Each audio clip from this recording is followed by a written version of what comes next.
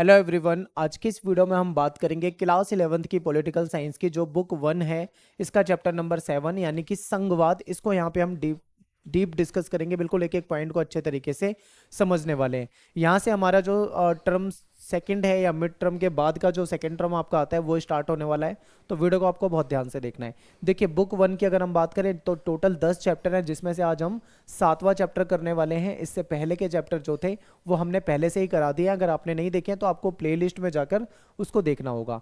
आपको नोट्स और important question, MCQ, सब कुछ आपको फ्री में हमारी वेबसाइट पे मिल जाएगा। आपको गूगल में जाके eklavyastudypoint.com सर्च करना है। आप सर्च करोगे तो इस तरीके से आपके सामने हमारी वेबसाइट ओपन हो जाएगी।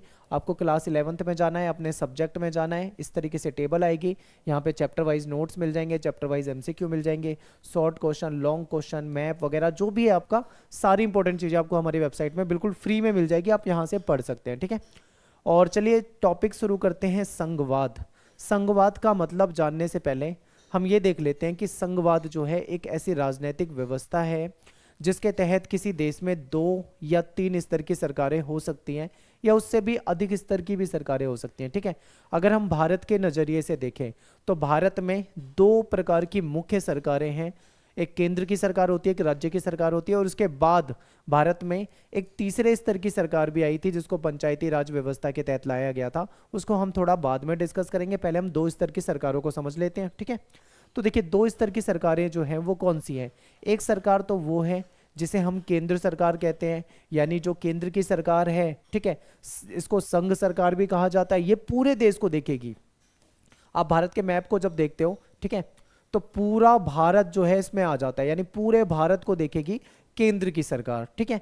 दूसरे स्तर की जो सरकार होती है हमारे यहाँ पे, वो होती है राज्य की सरकार। इसको हम प्रांतीय सरकार भी कह सकते हैं या फिर राज्य की सरकार कह सकते हैं। ये अपने अपने राज्य को देखती है। जैसे कि मान लीजिए, केरल की सरकार जो है वो केरल को देखेगी, गुजरात की सरकार जो है वो गुजरात को देखेगी, बिहार की सरकार जो है वो बिहार को देखेगी, ठीक है। यानी कि राज्य की अपनी अलग सरकार होती है।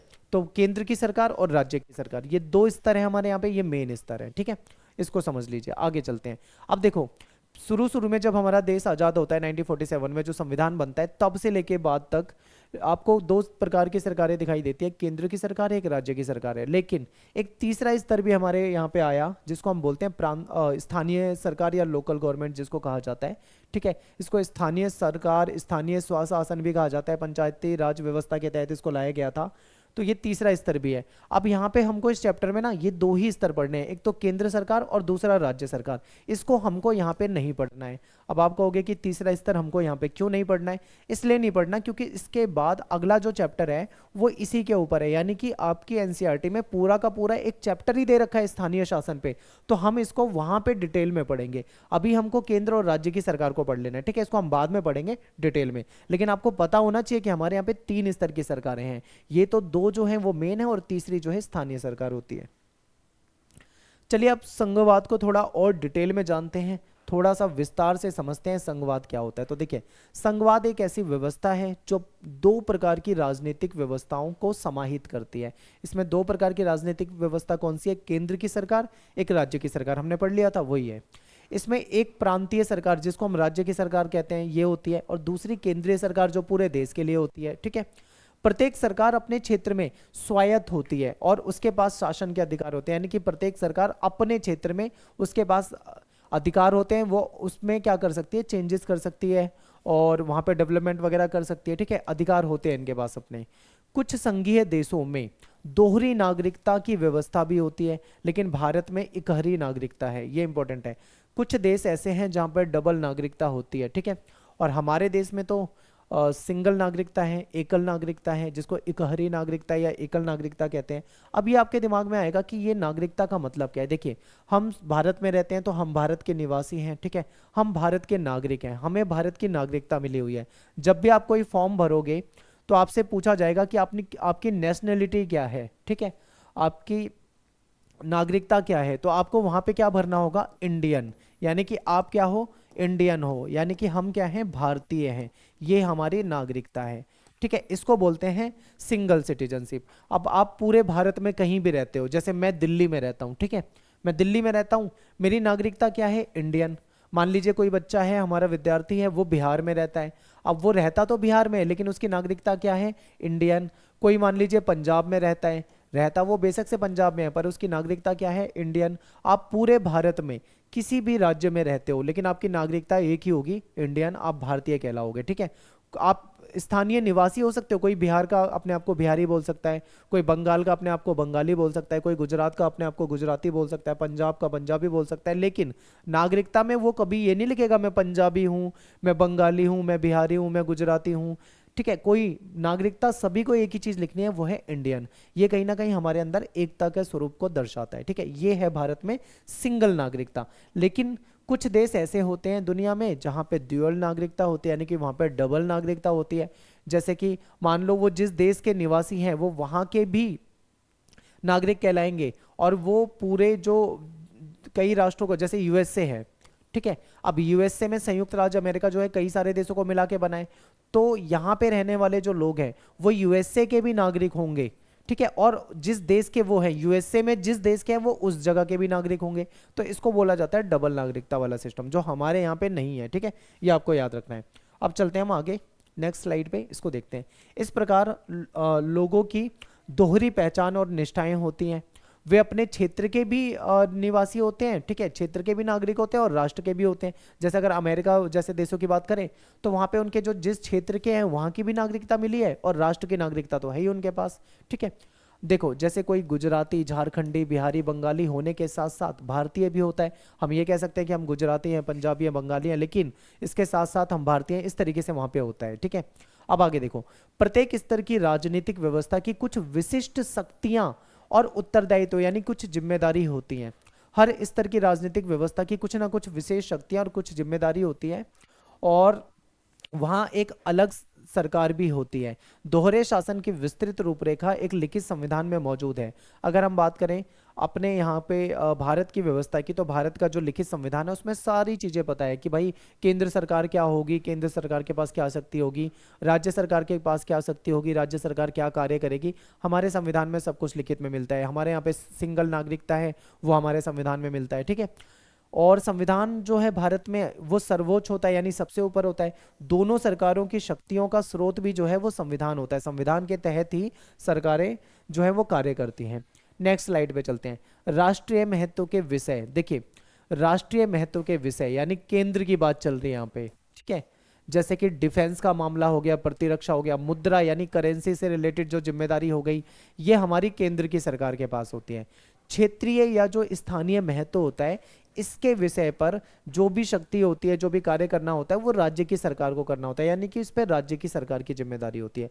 आगे मैं आपको और डिटेल में पूरा बताऊंगा कि कौन सा केंद्र सरकार का काम है, कौन सा राज्य सरकार का काम है, ठीक है। अभी बस इतना समझ लो कि कुछ कार्य ऐसे होते हैं जिसकी जिम्मेदारी केंद्र सरकार पे होती है, कुछ कार्य ऐसे होते हैं जिसकी जिम्मेदारी राज्य सरकार पे होती है, ठीक है।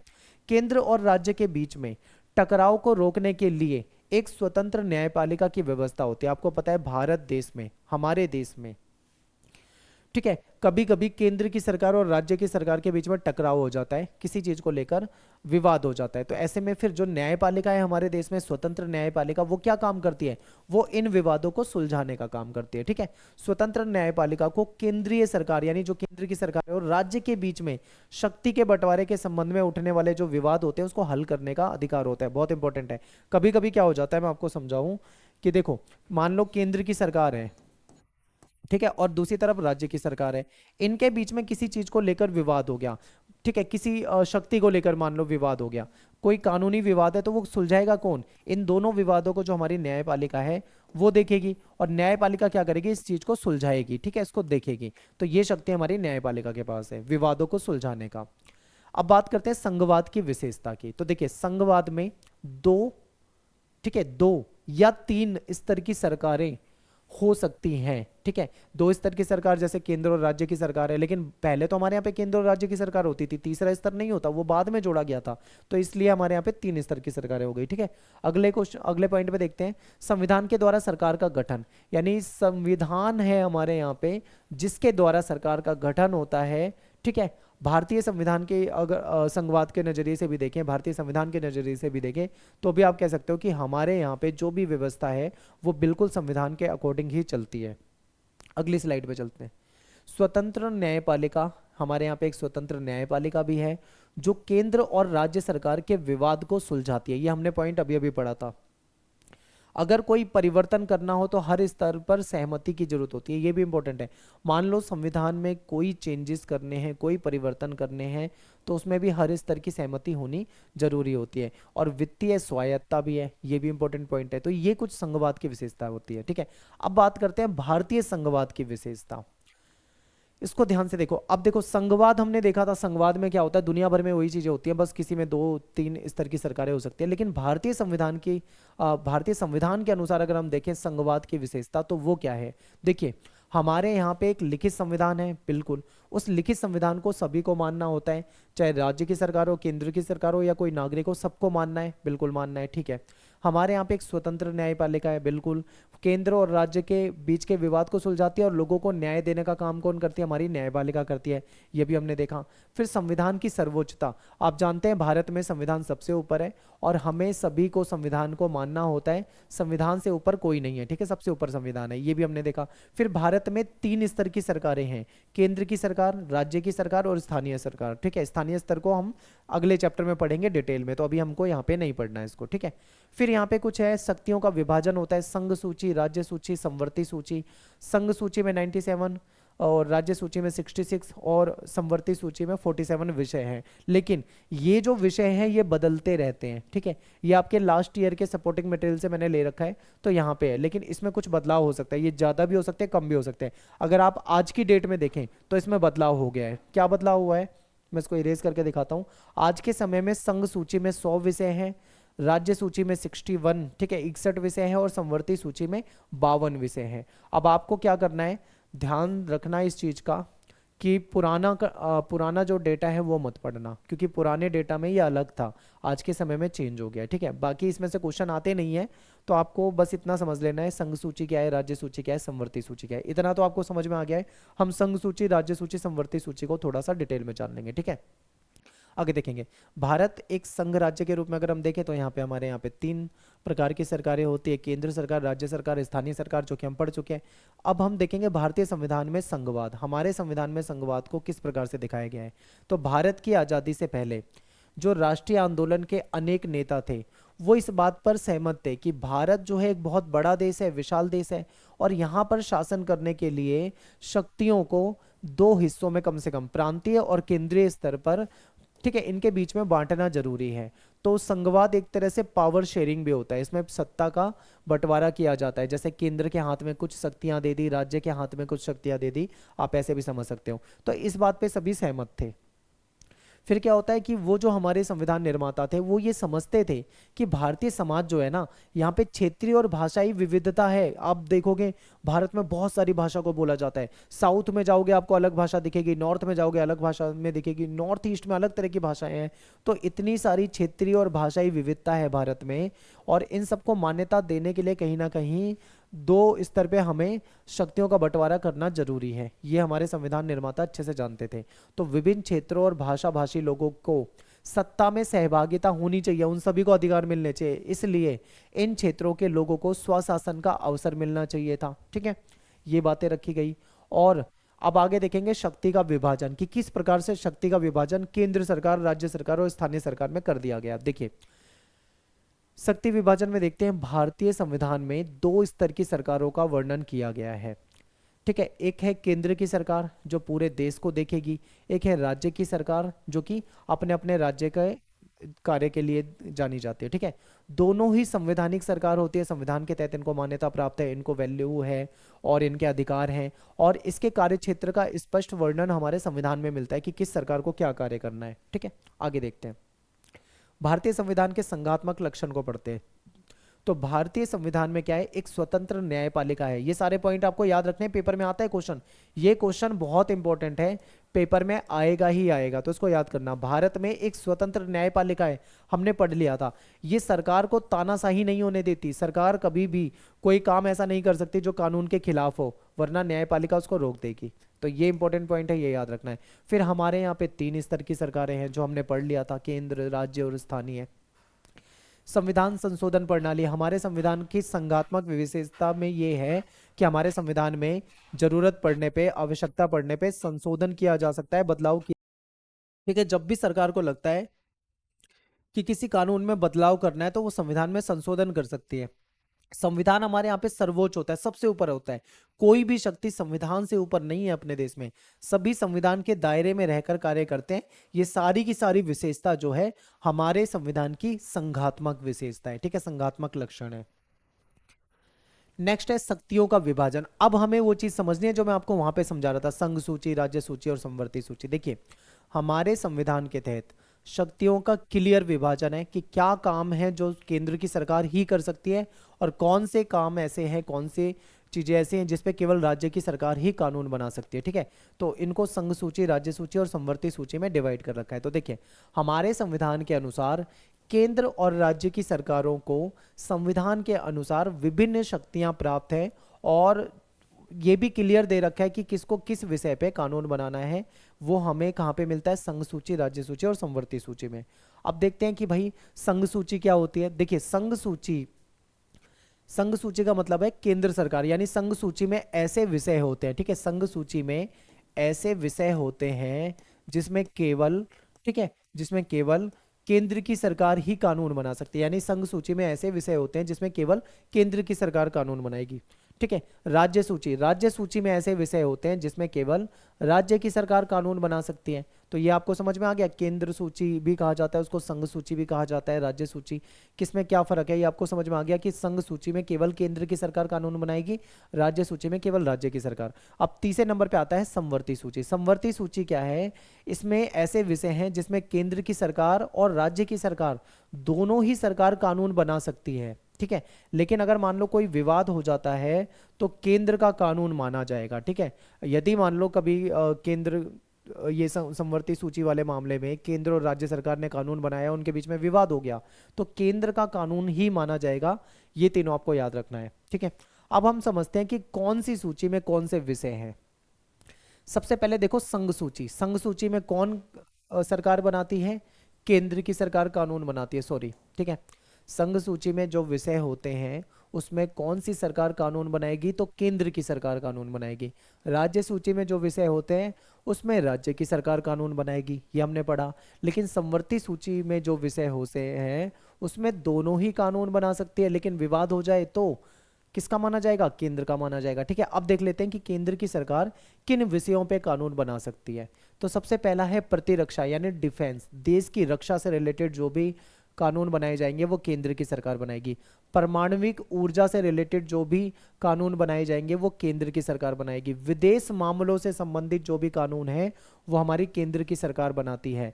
युद्ध और शांति के मुद्दे पे जो भी कानून बनेंगे वो हमारी केंद्र की सरकार बनाती है। बैंकिंग का मुद्दा हो, रेलवे का मुद्दा हो, डाक, वायुसेना, बंदरगाह, विदेशी मुद्रा, ठीक है, विदेशी व्यापार, सॉरी, और मुद्रा, इन सभी मुद्दों पे जो कानून बनेंगे वो संघ सूची वाले कानून कहलाएंगे और इसको बनाने वाली हमारी केंद्र की सरकार होगी। सिंपल है। अब बात कर लेते हैं नेक्स्ट, राज्य सूची। राज्य सूची में कौन से ऐसे विषय आते हैं जिसमें राज्य की सरकार कानून बनाती है? तो इसमें आ जाता है हमारा कृषि, खेती वगैरह, पुलिस, ठीक है, जेल, स्थानीय शासन, सार्वजनिक स्वास्थ्य, हेल्थ से रिलेटेड, शराब, वाणिज्य व्यापार, पशुपालन, प्रादेशिक लोक सेवा, ये सब कुछ राज्य के हाथ में चला जाता है। लेकिन कुछ ऐसे विषय हैं जिसपे दोनों कानून बना सकती है। वो कौन से विषय आ जाते हैं? एजुकेशन, शिक्षा पे दोनों ही कानून बना सकती है। कृषि भूमि के अलावा किसी भी अन्य संपदा का जो हस्तांतरण है इस पे दोनों सरकारें कानून बना सकती हैं। वन, मजदूर जो यूनियन होती है, मजदूर संघ, सामान में जो मिलावट किया जाए तो इस मिलावट पे भी दोनों सरकार कानून बना सकती है। गोद लेना या उत्तराधिकार से रिलेटेड जो मुद्दा है उस पे भी जो हमारी जो केंद्र और राज्य की दोनों सरकारें हैं वो कानून बना सकते हैं। ठीक है, तो ये हो जाएगा हमारा इंपॉर्टेंट पॉइंट। तो ये आपको याद रखना है, संघ सूची, राज्य सूची और ये संवर्ती सूची पूछा जाता है पेपर में। नेक्स्ट है सशक्त केंद्रीय सरकार और संघवाद।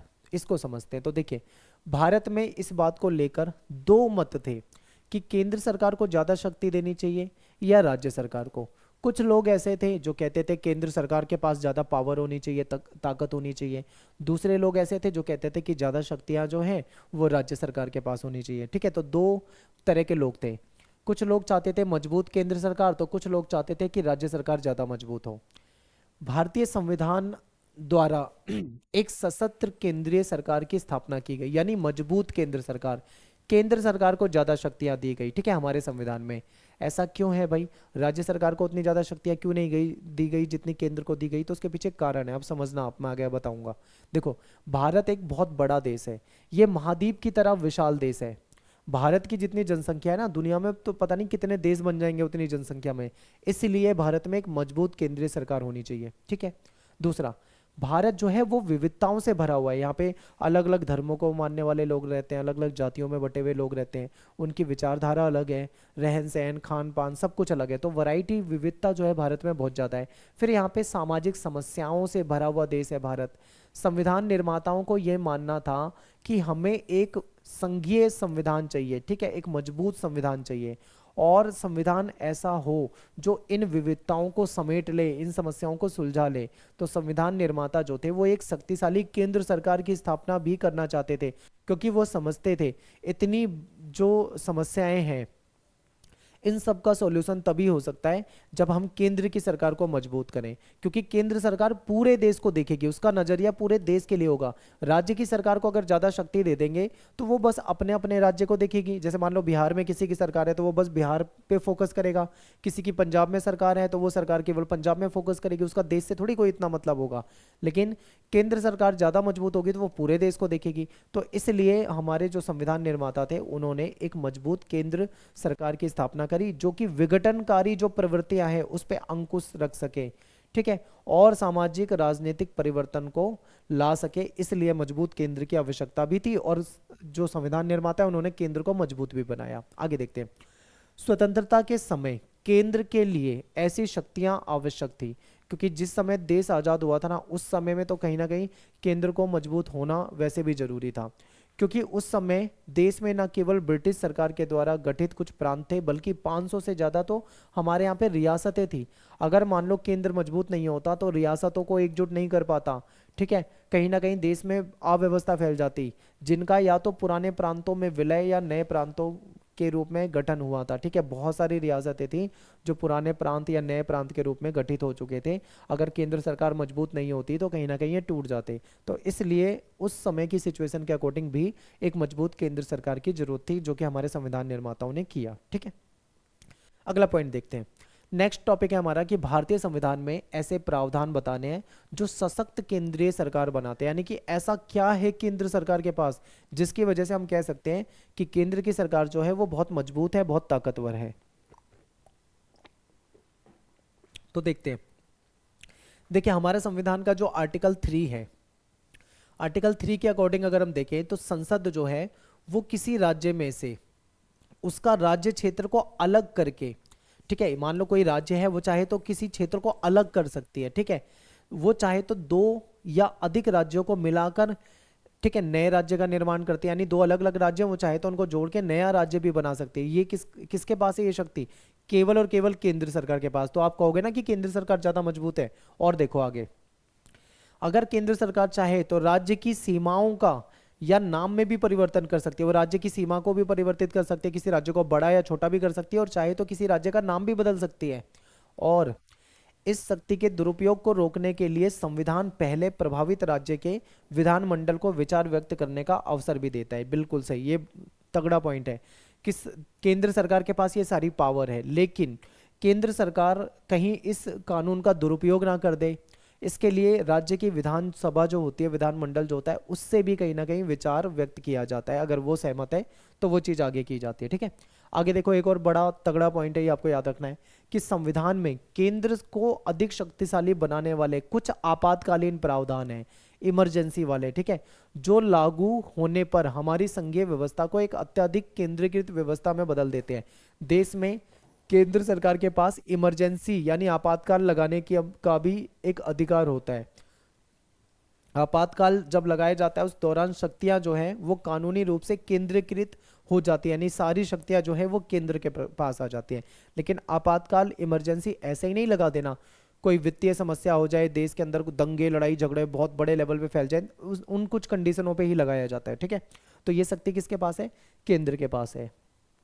संसद को ये शक्ति भी प्राप्त हो जाती है कि वह उन विषयों पर कानून बना सके जो राज्यों के अधिकार क्षेत्र में आते हैं। ठीक है, ये भी केंद्र के पास है। अभी हमने, आपको याद होगा, हमने एक चीज पढ़ी थी, संघ सूची में कौन कानून बनाएगी? केंद्र की सरकार। राज्य सूची में कौन बनाएगी? राज्य की सरकार। लेकिन समवर्ती सूची में कुछ ऐसे मुद्दे थे जिसपे केंद्र की सरकार भी कानून बना सकती है, तो वो भी इंपॉर्टेंट है कि उसके पास ज्यादा अधिकार होते हैं। नेक्स्ट देखो, सामान्य स्थितियों में भी केंद्र सरकार को अत्यंत प्रभावी वित्तीय शक्तियां हैं, यानी केंद्र की सरकार के पास वित्तीय शक्तियां देखें तो बहुत होती हैं, फंड, पैसा, टैक्स वगैरह काफी इनको ज्यादा मिलता है। आय के प्रमुख संसाधनों पर केंद्र सरकार का नियंत्रण होता है, ज्यादा जो पैसा होता है आता है उस पर नियंत्रण केंद्र सरकार के पास ही होता है। केंद्र के पास आय के अनेक संसाधन होते हैं, बहुत सारे उनके पास ऐसे संसाधन हैं जिससे वो कमाई कर सकते हैं, और राज्य अनुदानों और वित्तीय सहायता के लिए केंद्र पर आश्रित होते हैं, क्योंकि राज्य सरकार को जो पैसा मिलता है ना, उसका खुद का टैक्स कलेक्शन तो होता ही है, लेकिन उसके अलावा वो केंद्र सरकार से भी अनुदान लेता है, यानी केंद्र सरकार राज्यों को पैसा देती है, फंड देती है, तो ये अधिकार भी केंद्र के पास होता है। तो कहीं ना कहीं राज्य भी आश्रित होता है केंद्र के ऊपर। ठीक है, आगे देखो, दूसरी तरफ स्वतंत्रता के बाद, जब देश आजाद होता है उसके बाद भारत ने तेज आर्थिक प्रगति और विकास के लिए नियोजन को साधन के रूप में प्रयोग करा, क्योंकि हमारे यहाँ पे तेजी से विकास करने के लिए भारत ने क्या करा? नियोजन को साधन बनाया। अब नियोजन क्या होता है? नियोजन का मतलब होता है प्लानिंग।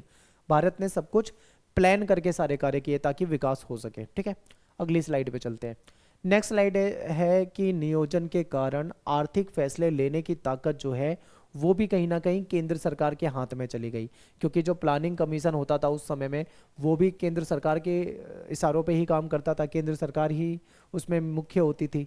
तो सब कुछ क्या है? केंद्र सरकार के हाथ में चला गया। केंद्र सरकार के द्वारा नियुक्त योजना आयोग जो था वो राज्यों के संसाधन प्रबंध की निगरानी करता था। ठीक है, यानी कि आप कुल मिला के ये कह सकते हो हमारे देश में जो केंद्र सरकार है वो सबसे ज्यादा ताकतवर है, उसके पास ये सारे संसाधन है। इसके अलावा केंद्र सरकार जो है अपने विशेष अधिकार का प्रयोग करके राज्यों को अनुदान और ऋण देती है। ठीक है, राज्यों को क्या करती है? लोन भी देती है और अनुदान भी देती है।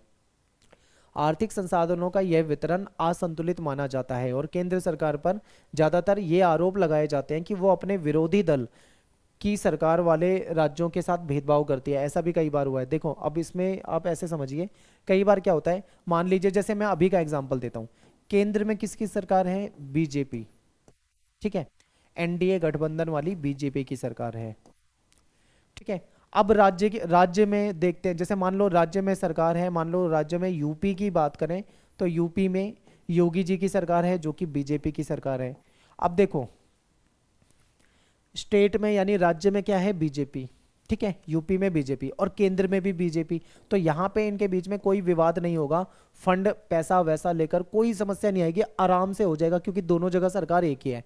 अब यहीं पे सिचुएशन को बदल देते हैं, केंद्र में है बीजेपी की सरकार, दिल्ली की बात करते हैं तो दिल्ली में है आम आदमी पार्टी की सरकार। ठीक है, अब यहाँ पे क्या हो सकता है? कोई विवाद हो सकता है, क्योंकि इनके और इनके बीच में विवाद हो सकता है, ज्यादातर आप देखते हो ऐसा होता भी है। तो ऐसे में केंद्र सरकार चाहे तो इनके फंड को रोक सकती है या कम कर सकती है। ठीक है, तो ऐसे में कभी कभी विवाद हो जाता है। यही आपको बताया गया है कि कभी कभी क्या होता है, आर्थिक संसाधनों का वितरण जो है असंतुलित माना जाता है। केंद्र सरकार पे कुछ राज्य जो है आरोप भी लगाते हैं कि विरोधी दल यानी जो अपोजिट पार्टियां अपोजिशन वाली हैं उनके साथ वो भेदभाव करते हैं। ऐसा हो सकता है, लेकिन ऐसा जरूरी नहीं है ऐसा होता होगा। अब यहाँ पे मान लो केंद्र में कांग्रेस की सरकार होती, राज्य में बीजेपी की सरकार होती, तो वहां पे भी ये चीज हो सकता था। आगे चलते हैं और देखते हैं, अखिल भारतीय सेवाएं जो होती है वो पूरे देश के लिए, और इसमें चयनित पदाधिकारी जो होते हैं वो राज्यों के प्रशासन में कार्य करते हैं। ठीक है, और जैसे मान लो जो हमारे जो आईएएस आईपीएस वगैरह होते हैं, ठीक है, वो भी कहीं ना कहीं केंद्रीय सिस्टम के तहत ही आते हैं। और जिलाधीश के रूप में कार्यरत भारतीय प्रशासनिक सेवा के अधिकारी या फिर पुलिस कमिश्नर के रूप में भारतीय पुलिस सेवा के अधिकारी जो हैं वो भी कहीं ना कहीं केंद्र सरकार के कंट्रोल में ही होते हैं, उनके नियंत्रण में होते हैं। ठीक है, राज्य ना तो उनके खिलाफ कोई अनुशासनात्मक कार्यवाही कर सकता है और ना ही उनको उनकी नौकरी से उनकी सेवा से हटा सकता है। ठीक है, तो ये सरकार जो है केंद्र सरकार, उसके पास ये सारे अधिकार होते हैं। तो इस तरीके से आप क्या कह सकते हो कि केंद्र की सरकार जो होती है वो बहुत मजबूत होती है। ठीक है, इसके अलावा और एग्जाम्पल है कि संविधान के अनुच्छेद जो है 33-34 उसमें केंद्र सरकार को शक्ति के उस स्थिति में काफी बढ़ा देते हैं, मतलब इनकी शक्तियों को बढ़ा देते हैं जब देश में किसी क्षेत्र में सैनिक शासन लागू हो जाए। ठीक है, अगर देश में कहीं सेना का शासन लागू हो जाए, मार्शल लॉ लागू हो जाए, तो वहां पे भी केंद्र सरकार जो है बहुत ज्यादा मजबूत हो जाती है। ठीक है, तो ये सारी बातें आप बता सकते थे, इंपॉर्टेंट है। अगले टॉपिक पे चलते हैं, भारतीय संघीय व्यवस्था में तनाव। कभी कभी हमारी जो संघीय व्यवस्था है इसमें कुछ तनाव, कुछ समस्याएं भी आ जाती हैं, इसको भी देख लेते हैं। देखिए, संविधान ने केंद्र सरकार को ज़्यादा शक्तियां दी हैं, अभी हमने पढ़ा है, बिल्कुल डिटेल में पढ़ा है। इसी कारण राज्य जो हैं वो परेशान रहते हैं। ज़्यादातर वो क्या करते हैं, राज्य भी कहते हैं हमें ज़्यादा शक्ति दो, हमें अधिक शक्तियों की मांग करते हैं। समय समय पर राज्यों ने ज़्यादा शक्ति और स्वायत्ता देने की मांग की है केंद्र से। इससे केंद्र और राज्य के बीच में क्या होता है, कभी कभी विवाद हो जाता है। केंद्र और राज्य अथवा विभिन्न राज्यों की जो आपसी जो कानूनी विवाद है उसका समाधान तो न्यायपालिका करती है, लेकिन क्या होता है, स्वायत्ता की मांग जो है वो एक राजनीतिक सवाल है जिसे आपसी बातचीत से ही सुलझाया जा सकता है। मान लो कोई राज्य स्वायत्ता मांग रहा है, विशेष अधिकार की डिमांड कर रहा है, तो उसमें फिर न्यायपालिका क्या कर सकती है, वहां पे तो न्यायपालिका नहीं जाएगी क्योंकि वो एक राजनीतिक सवाल हो जाता है। फिर वहां पे केंद्र और राज्य को बैठकर ही सुलझाना होता है कि वो आपस में बैठकर बात करके ही उसका कोई सोल्यूशन निकालें। नेक्स्ट है केंद्र और राज्य के संबंध। समझिए, 1950 और 1960 के दशक के शुरुआती वर्षों में अगर हम देखें तो जवाहरलाल नेहरू जो थे उन्होंने भारतीय संघीय व्यवस्था की नींव रखी थी। ठीक है, इस दौरान केंद्र और राज्य में कांग्रेस का वर्चस्व होता था, क्योंकि उस समय में केंद्र में भी कांग्रेस होती थी, राज्यों में भी कांग्रेस होती थी, इनको बहुत सीटें मिलती थी। नए राज्यों के गठन की मांग उस समय में बहुत ज़्यादा हो रही थी। इसके अलावा केंद्र और राज्यों के बीच में संबंध जो थे वो शांतिपूर्ण और सामान्य रहे, क्योंकि भाई ऊपर भी केंद्र में भी कांग्रेस है, नीचे राज्यों में भी कांग्रेस है, तो इनके संबंध जो थे वो नॉर्मल ही थे। राज्यों को ये उम्मीद थी कि वो केंद्र से प्राप्त वित्तीय अनुदान से विकास करेंगे। इसके अलावा केंद्र द्वारा सामाजिक आर्थिक विकास के लिए जो बनाई गई पॉलिसी है उसके कारण भी राज्यों को काफ़ी आशा बंधी हुई थी। ठीक है, ये सिस्टम चल रहा था पहले, केंद्र और राज्य के संबंध ऐसे होते थे।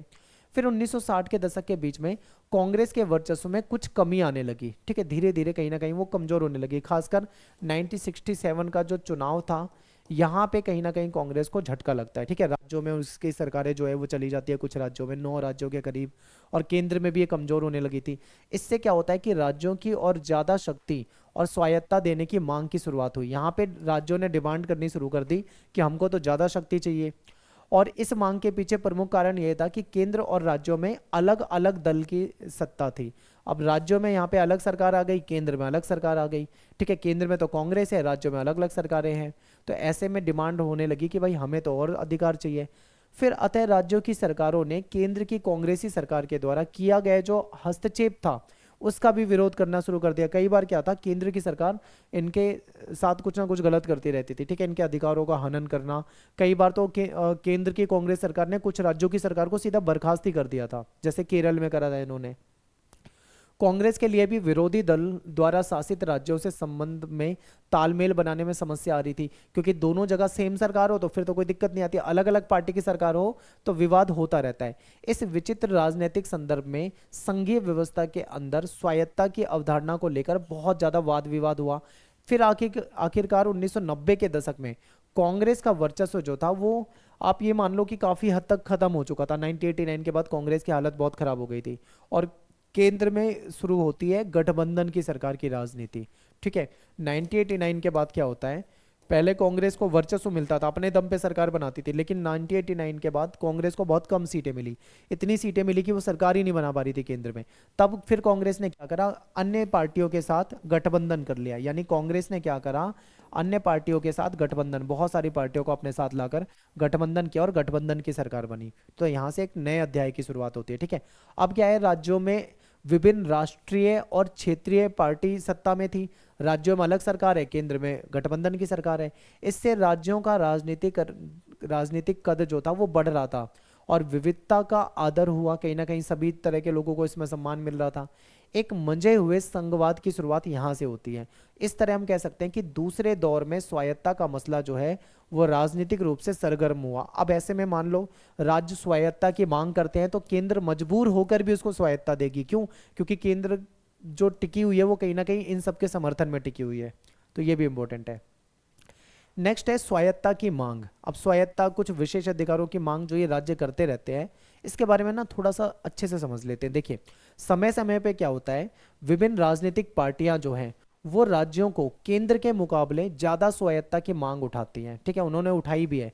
कभी कभी इन मांगों के पीछे ये इच्छा होती है कि शक्ति विभाजन को राज्यों के पक्ष में बदला जाए। ठीक है, और राज्यों को ज्यादा तथा महत्वपूर्ण अधिकार दिए जाए। ज्यादातर अब क्या होने लगा कि राज्य की सरकार ये चाह रही थी कि भाई हमको ज्यादा अधिकार मिल जाए, ज्यादा अधिकार, ज्यादा फंड, ज्यादा चीजें मिलेंगी तो अपने राज्य के लिए हम अच्छे से काम कर पाएंगे।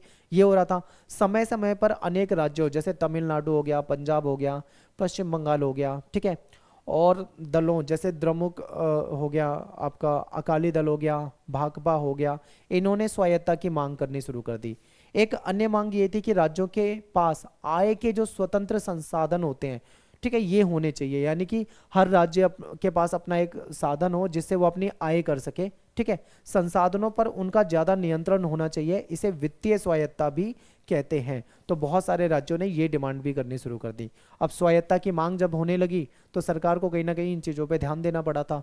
1977 में क्या होता है, पश्चिम बंगाल जो होता है, यहाँ पे जो वामपंथी सरकार होती है, कम्युनिस्ट सरकार, इसने केंद्र राज्य संबंधों को पुनर्भाषित करने के लिए एक दस्तावेज प्रकाशित करा कि दोबारा से केंद्र और राज्य के संबंध पे चर्चा की जानी चाहिए। तमिलनाडु, पंजाब की स्वायत्ता की मांग में भी ज्यादा वित्तीय अधिकार, ज्यादातर सब क्या चाहते थे कि ज्यादा उनको वित्तीय अधिकार मिले, क्योंकि आपको पता है कुछ ही चीजों से टैक्स जो है वो राज्य को मिलता है, ज्यादा केंद्र को ज्यादा टैक्स मिलता है। ठीक है, केंद्र को ज्यादा पैसे मिलते हैं, केंद्र की सरकार के पास ज्यादा आय के स्रोत होते हैं, राज्य की सरकार के पास कम होते हैं। तो ये जो राज्य की सरकार थी वो यही कहना चाह रही थी कि हमारे पास भी आय के स्रोत जो है वो ज्यादा होने चाहिए। ठीक है, स्वायत्ता की मांग का तीसरा पहलू जो है वो प्रशासकीय शक्तियों से संबंधित भी था कि जो प्रशासनिक तंत्र है, जो ये हमारे अधिकारी होते हैं, ये भी हमारे अंडर में होने चाहिए, हमारे कंट्रोल में होने चाहिए। ठीक है, ये डिमांड होने लगी थी।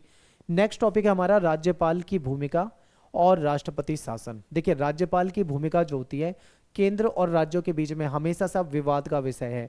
होता क्या है कि केंद्र की सरकार जो होती है वो एक राज्यपाल को नियुक्त करती है, ठीक है, राज्यों के लिए, राज्य के लिए, और राज्यपाल का जो विषय है वो हमेशा से विवाद में रहा है, क्योंकि ये राज्यपाल जो होता है केंद्र के एजेंट के रूप में काम करता है। तो कई बार राज्य की सरकार जो है इनसे नाराज रहती है। ठीक है, तो राज्यपाल जो है निर्वाचित पदाधिकारी नहीं होता, राज्यपाल की नियुक्ति होती है, वो भी केंद्र सरकार जिसको चाहे उसको बना सकती है। अतः राज्यपाल के फैसले को हम एक अक्सर राज्य सरकार के कार्यों में केंद्र सरकार की दखल अंदाजी के रूप में देखते हैं। कई बार क्या होता है कि राज्य की सरकार कुछ करना चाहती है तो उस पर राज्यपाल रोक लगाने की कोशिश करता है, उसको उसमें अड़ंगा लगाता है, तो इसलिए कहीं ना कहीं उसको दखल अंदाजी के रूप में देखा जाता है। ठीक है, विवाद का मुद्दा रहता है। आप दिल्ली में भी देखते हो ना, एलजी को लेकर कितना विवाद चलता रहता है, ऐसे ही कई सारे राज्यों में भी होता है। जब केंद्र और राज्यों में अलग, ये समस्या तब आती है, हमेशा तब आएगी ये समस्या जब केंद्र में और राज्य में अलग सरकार हो। जैसे मान लो केंद्र में बीजेपी की सरकार है और राज्य में कांग्रेस की सरकार हो, केंद्र में बीजेपी की सरकार है और राज्य में किसी अदर पार्टी की सरकार हो, तब ऐसे विवाद ज्यादा होते हैं। अगर सेम सरकार हो तो कभी भी विवाद नहीं होते।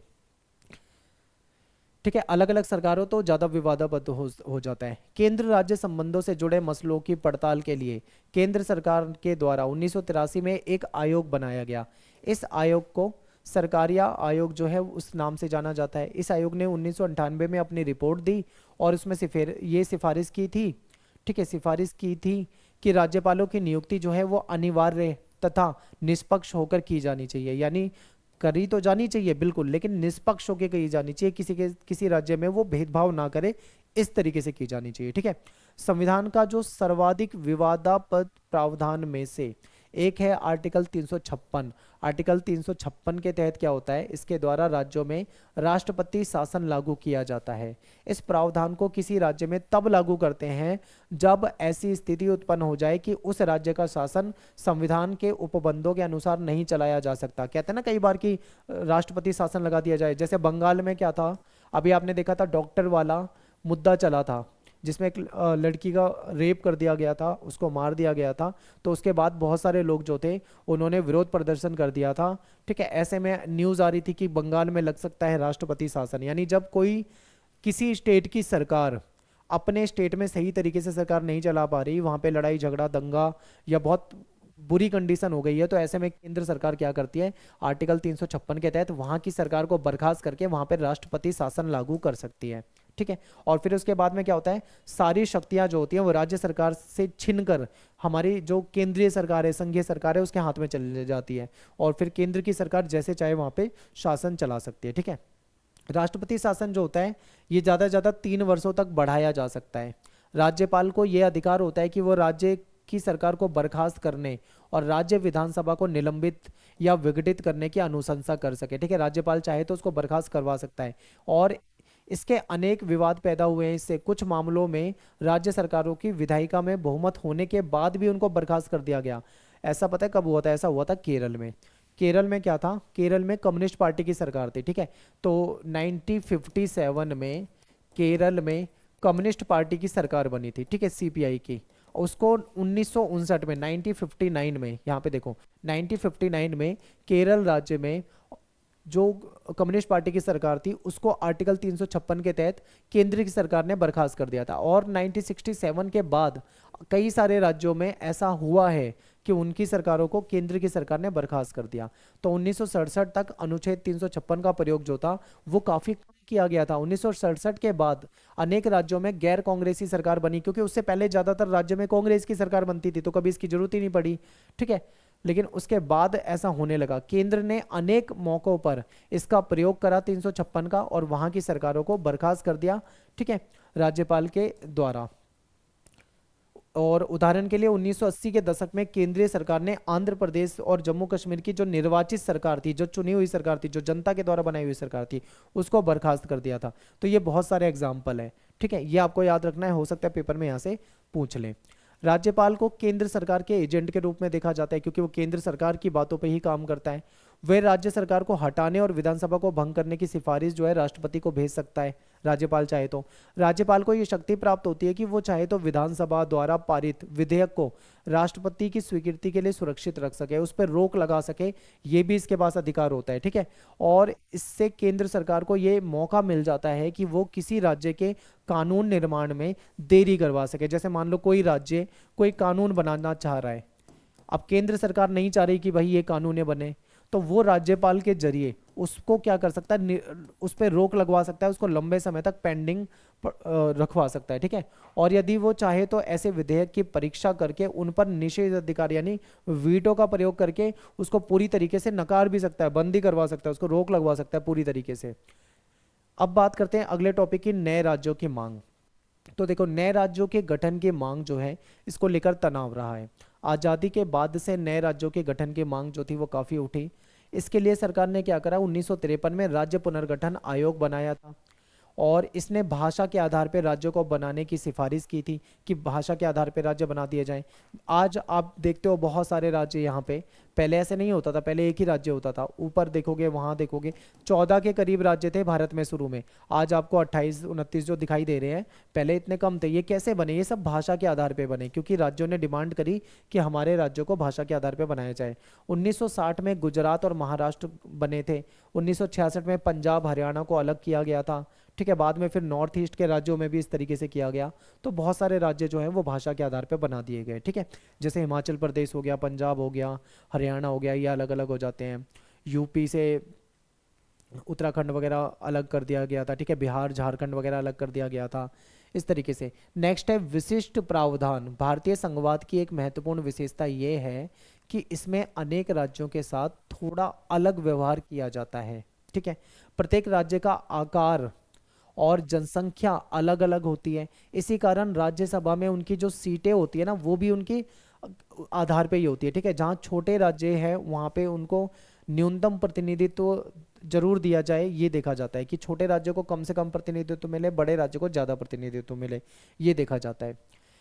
वहीं इस व्यवस्था से ये भी सुनिश्चित किया गया है कि बड़े राज्यों को ज़्यादा प्रतिनिधित्व मिल सके और शक्ति का जो बंटवारा है वो योजना के तहत संविधान में जो शक्तियां हैं सभी राज्यों को समान रूप से वहां मिल सके।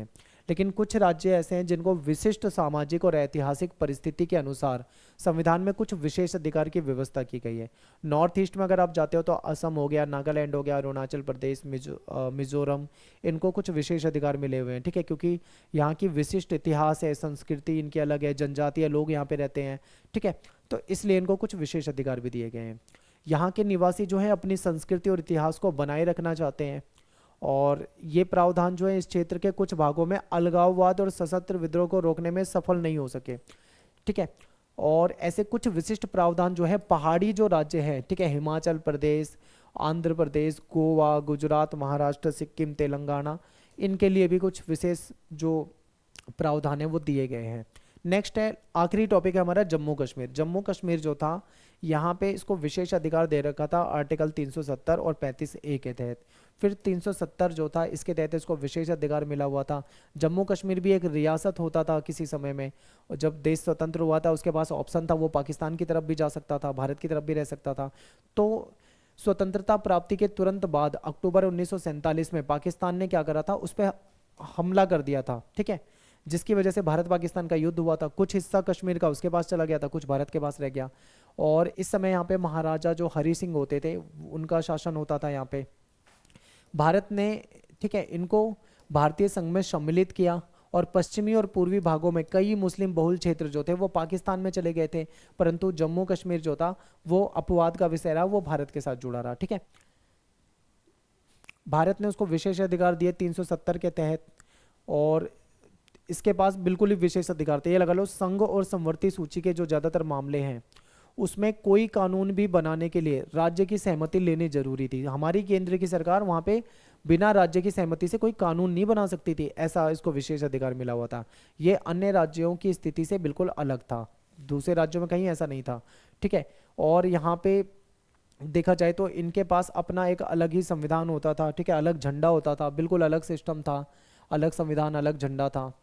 और इसीलिए फिर सरकार क्या करती है, बाद में कश्मीर में आर्टिकल 370 को यहाँ से हटा देती है। ठीक है, 370 जो था इसको हटा देती है और इसको एक केंद्र शासित राज्य के रूप में बना दिया, यानी जम्मू कश्मीर में से इसको, जम्मू कश्मीर को एक केंद्र शासित बना दिया और लद्दाख को अलग करके अलग केंद्र शासित प्रदेश बना दिया और 370 को वहाँ से हटा दिया। ठीक है, तो इस तरीके से नई व्यवस्था लागू कर दी गई जम्मू कश्मीर में। तो ये कुछ बेसिक सी चीज़ें थी, आपको याद रखनी थी। टेलीग्राम ग्रुप में आपको PDF मिल जाएगी। इसके लिए आपको क्या करना है, क्लास 11 ESP के नाम से अपना टेलीग्राम पे ग्रुप है, इसको ज्वाइन करो, इसमें जुड़ जाइए, यहाँ पे आपको PDF नोट्स मिल जाएंगे। ठीक है, मेरा नाम सतेंद्र प्रताप है, आप मुझे इंस्टा पे फॉलो कर सकते हो, एकलव्य स्टडी पॉइंट ये मेरा यूज़र नेम है, और आप मुझे वहाँ पे मैसेज करना चाहें तो आप मैसेज कर सकते हैं, टाइम निकाल के आपको रिप्लाई कर दूंगा। तो वीडियो को लाइक कर दें, कमेंट कर दें, शेयर कर दें, और कमेंट में बताएं आपको कैसा लगा। कहीं पे कोई डाउट हो तो आप वीडियो को 2 बार देख लो, आपको अच्छे से क्लियर हो जाएगा।